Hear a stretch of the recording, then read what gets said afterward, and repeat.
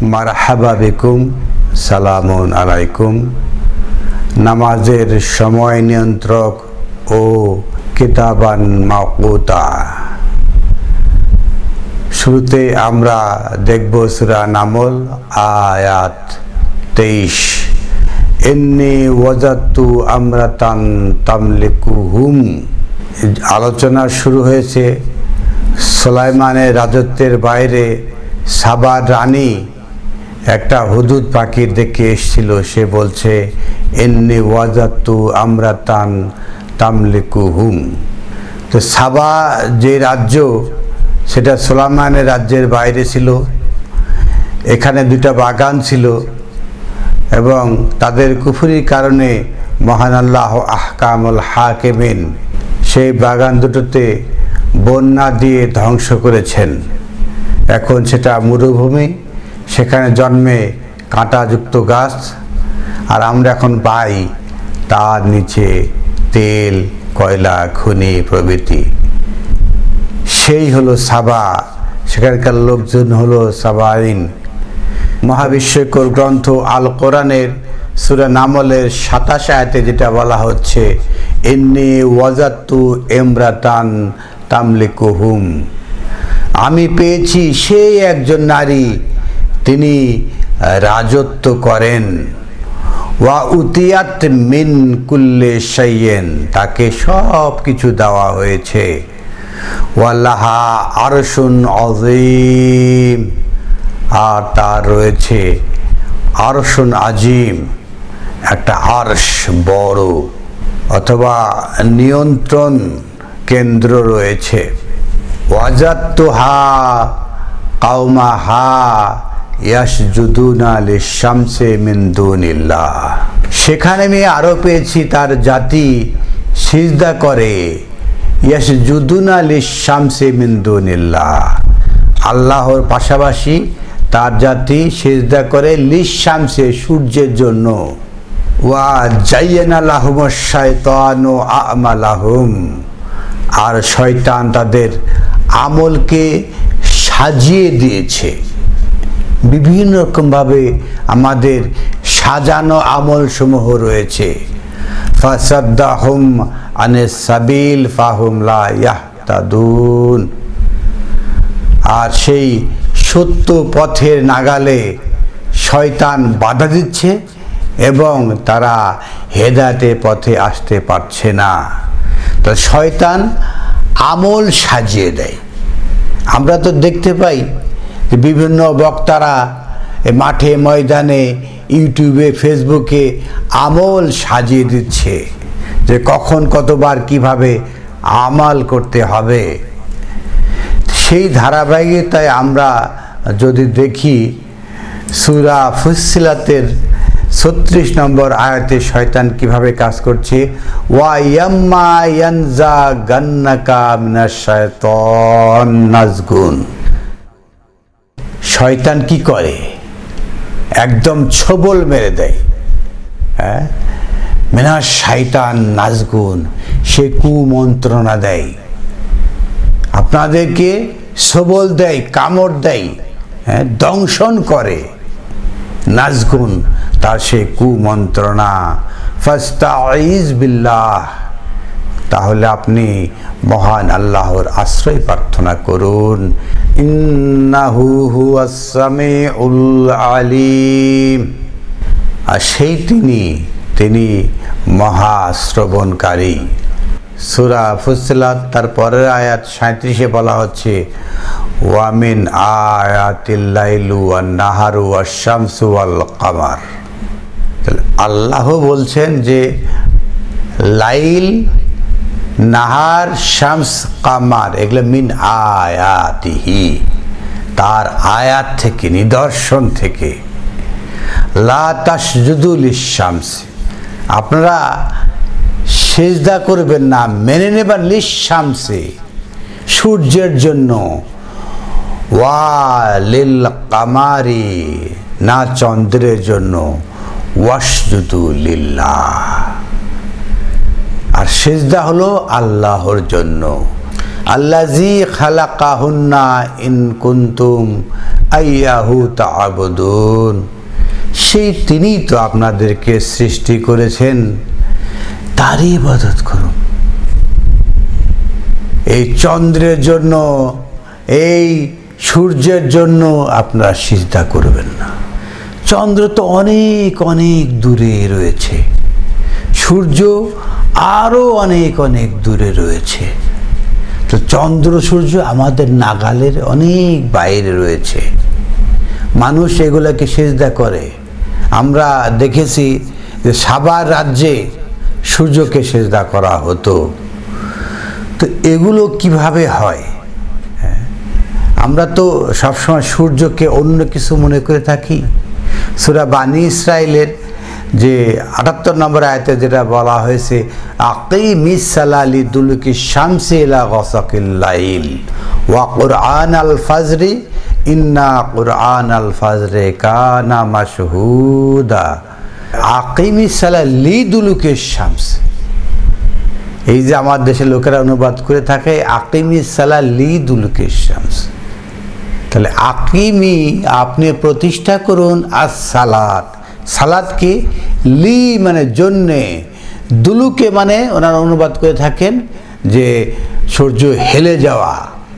তো দুলুকে শামস, আমরা যদি ইসলামী ফাউন্ডেশনের যদি একটা দেখেন, আমার হাতে রয়েছে আরবি বাংলা অভিধান কামুস আরবি বাংলা, নিচে লেখা রয়েছে ইসলামী ফাউন্ডেশন।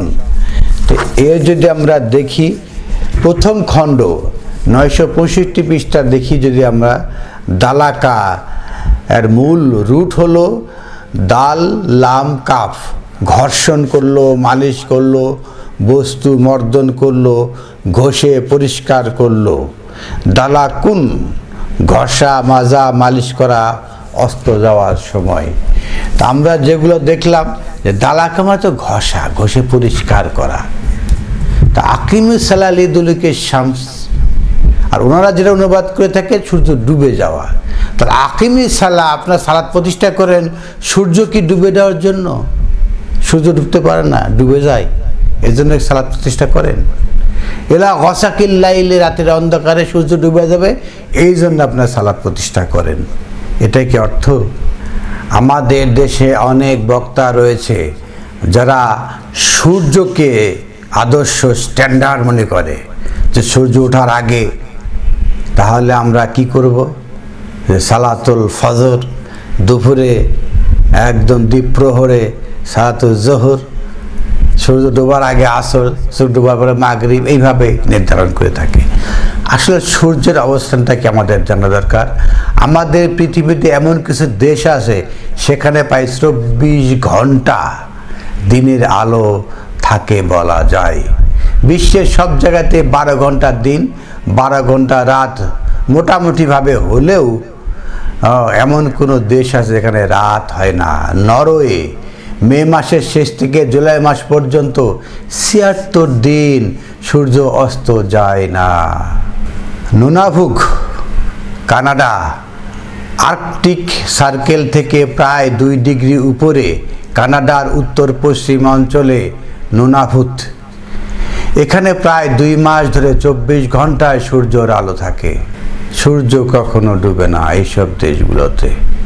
শীতকালে এই জায়গাতে টানা 30 দিন সম্পূর্ণ অন্ধকার থাকে।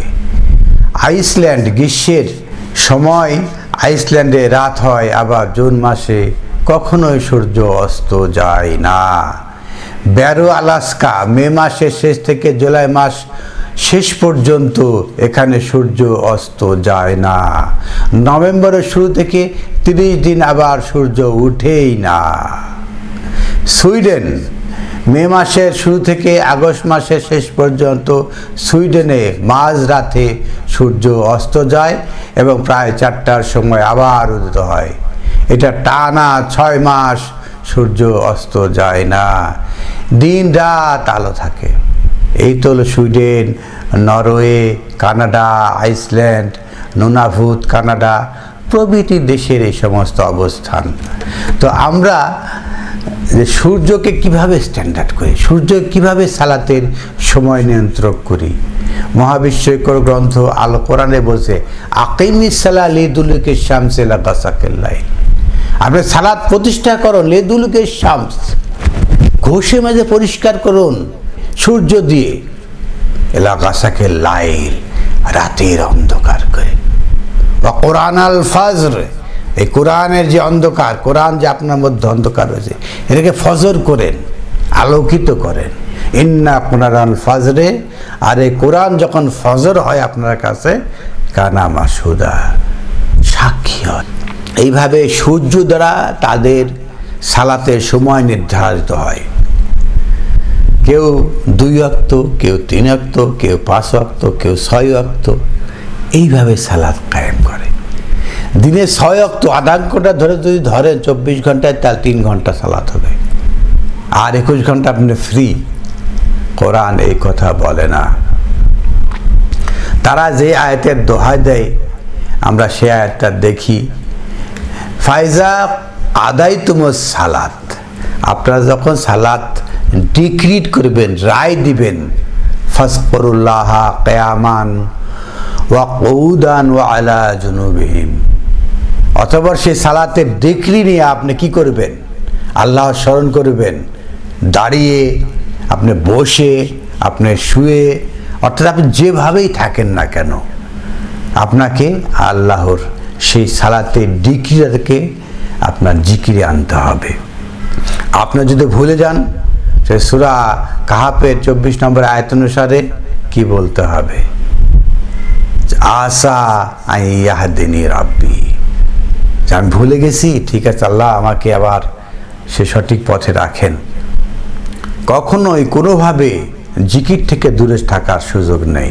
ফাইজা কাদায়তুমুস সালাত, যখন সালাতের উদিয়া হবে, কাদিয়া রায় হয়ে যাবে, ফাজকুরুল্লাহ, অতএব ওটাকেই স্মরণে রাখুন, কিয়ামান কুউদান ওয়া আলা জুনুবিহিম, সার্বক্ষণিকভাবে। ফাইজা আত্মা নান্তুম, যখন আপনার ইতমিনান হবে, কি ইতমিনান হবে, ওই কিতাব যেটা সালাতে কি হয়েছে, রায় হয়েছে, ডিক্রি হয়েছে, সেটাকে স্মরণে রাখতে রাখতে রাখতে রাখতে একসময় আপনার ভিতরে আত্মা নান্তুম ইনস্টল হবে। ফা আকিমুস সালাহ, তখন আপনি আবার সালাতে, আবার কিতাব, কিতাবে কথা নাই তা না, আছে আছে। দেখেন আপনি, ইন্না সালাতা কানাত আলাল মুমিনিনা কিতাবান মাওকুতা, ইন্না সালাত, নিশ্চয় সালাত, কানাত করা হয়েছে, আলাল মুমিনিনা, মুমিনদের উপরে, কিতাবান মাওকুতা, ওনারা বলেন সালাত আল মাওকুতা, সালাত ওয়াক্ত মতো, মাআযাল্লাহ, মিনাল্লাযিনা হাদু ইউহারিফুনা কালিমাত আন মাওয়াদিহি, যারা হাদু তারা কালেমাতকে পরিবর্তন করে। এখানে কিতাবান মাওকুতা বলা হয়েছে, বলা হয় নাই সালাতান মাওকুতা, সালাত ওয়াক্ত মতো, এটা বলা হয় নাই। ইন্না সালাতা কানাত আলাল মুমিনিন, সালাত মুমিনদের উপরে কিভাবে, কিতাবান মাওকুতা, হ্যাঁ, এটা হলো কিতাব ওয়াক্ত মতো, যে একটা কিতাব সালাতে হবে, তারপর ফাজকুরুল্লাহ কিয়ামান কুউদান ওয়া আলা জুনুবিহিম, এই সালাতের জিকির চলতেই থাকবে। ফাইজা আতমানান্তুম, যখন আপনি ইতমানান হবেন, ফাকিমুস সালাত, আবার আর একটা সালাত, এটা ওয়াক্ত কথা বলা না, আপনি ইতমিনান হলেই আরেকটা সালাতে আপনি দাঁড়িয়ে যেতে হবে। এরাই কিতাব, আল্লাহর যে কিতাব, এই কিতাবকে এক সালাতের পরেই আরেক সালাত, এক সালাতের পরেই আরেক সালাত, এটা সূর্য নিয়ন্ত্রণ করে না। সেই সাবার দেশে সূর্যের জন্য সিজদা করে। যারা আল্লাহ বলছে সূর্যকে সিজদা করো না, চন্দ্রকে সিজদা করো না, এরা সূর্য উঠলে এরা সালাত করতে হবে। এদের টাইম নির্ধারণ করে কে? সূর্য, আল্লাহ নয়। ওয়াসজুদু লিল্লাহ, সিজদা হবে আল্লাহর জন্য। আর বলবেন যে সূর্য উঠলেই, হ্যাঁ, সূর্য তো আল্লাহরই, আল্লাহর আয়াত, এই আমাকে সময় নির্ধারিত করুন।